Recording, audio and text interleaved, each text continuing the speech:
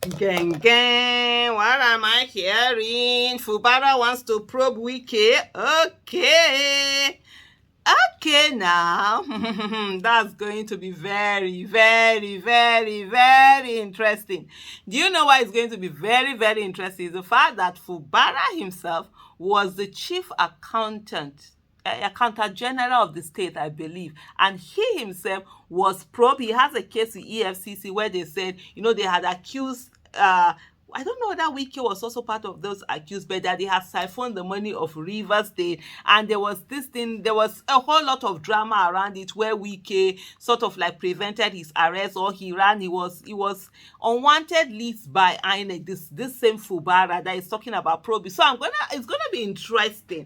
I want to see how this probe is going to do. Is he also going to probe himself? Because a lot of allegations and report out there is that this whole thing that they did it together. So we'll see what goes on. But the issue is that Rivers State is gang. The gang is gang.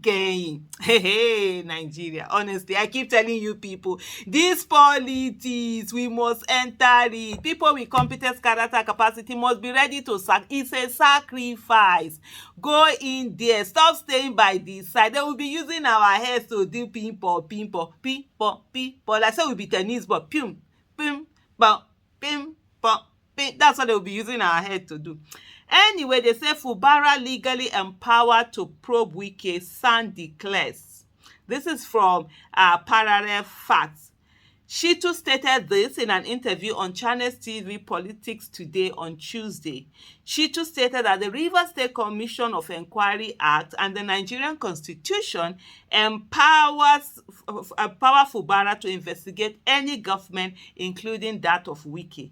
In its words, if you look at the Rivers State Commission of Inquiry Act, Section 1, the governor of Rivers State has power to probe the former governor. Absolutely. That's one thing. All of these governors, when they are in power and then they are leaving, they are bringing someone that is going to be like their stooge to put in. They forget that there's too much power attached to Nigerian governors, Nigerian president.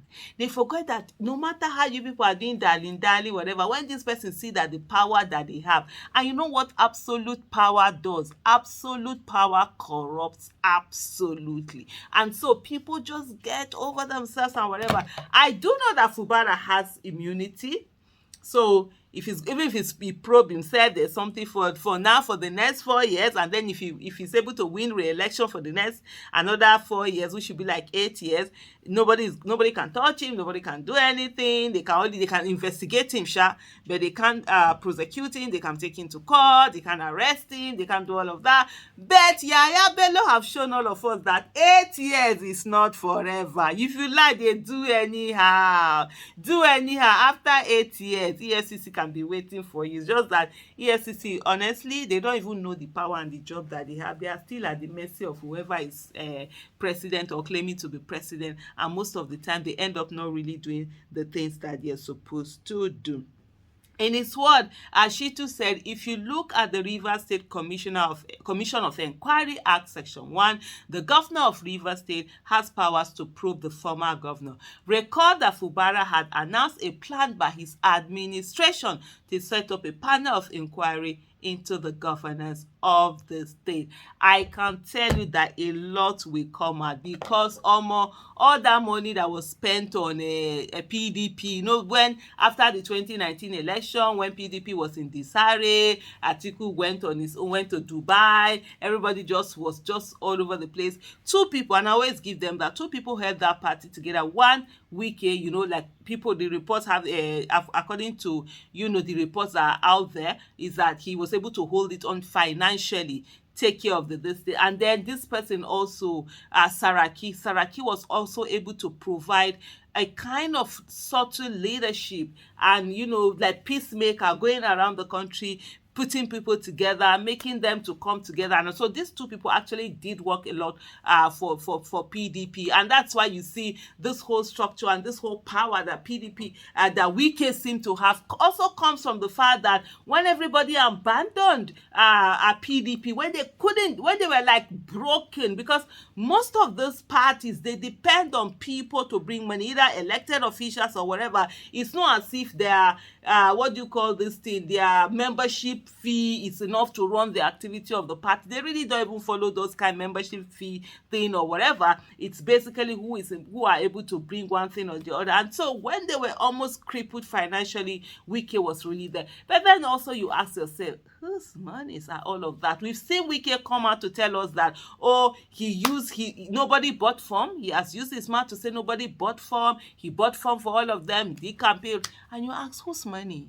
The only job you've been doing is government job since 1999. First of all, as local government chairman. So that means that you can't own any business other than the only thing you can do is farm. How big is his farm? Does he have a farm? How much is he earning? All this money he spends, is it only from the salaries and allowances he has received as local government chairman, as SSG to the government, or is it chief of staff to the government, to state government? Is it what he earns as minister of state? Is it what he earns as governor? Is it what he's now earning as minister at the federal level once again? You know, all of these things. But anyway, it's interesting. It will be really, really, really, really, really interesting to see what FUBARA is going to do with this. The thing about all of this is, for me, is that FUBARA should know that this one a fight to the finish. Oh, yeah, fight to the finish. It's not the one that you start and then stop and begin to say, okay, let's do. There's nothing like peace for this matter. You must carry it on. But then FUBARA also has its own shenanigans that are going on, and you wonder all the things that WIKE did with FUBARA as the accountant general of that state. What happened? Were the connivance? What is it? How is it? Well, now people for my mouth to go ahead say Nigerian politicians. complete the sentence. Whatever I think, yes, that thing that you think it is, that is exactly what it is. I said.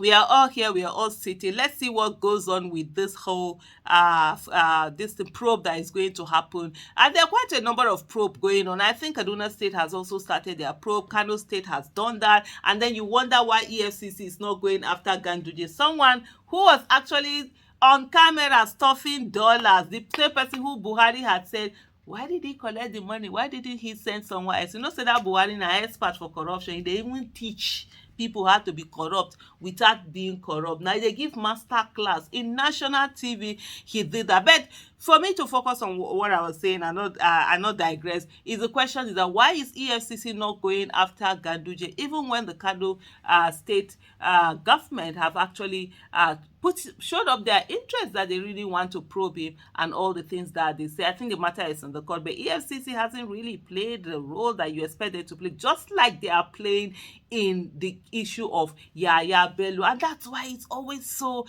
annoying, this selective prosecution that they do, that they look at who is in the good book of whatever and do all sorts of things. No, that's not the way it should be.